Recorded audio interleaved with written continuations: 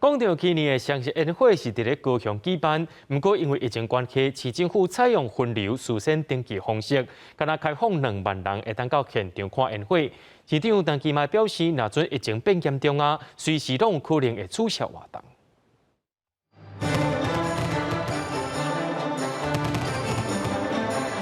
优美的高雄角配合七彩烟火，2021年双十节烟火伫高雄港边举办，这嘛是20年后过一摆办伫高雄。高雄市府23公布今年双十节烟火动画，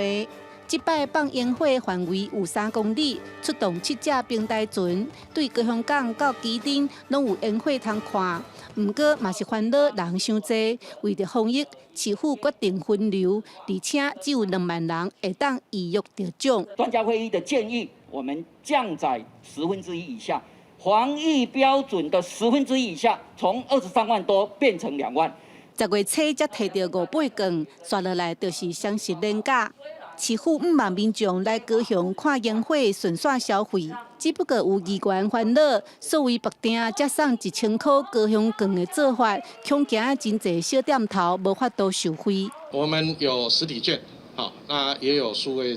这个数位绑定，好，那这个部分我们也会分配它的比例，好。虽然希望双十节烟火带动观光，但基迈表示，若是国内疫情伫咧2礼拜有变化，市府嘛已经做好上歹的暗算，就是停办烟火，一切爱以防疫为优先。记者陈亚文、赖维哲高雄报道。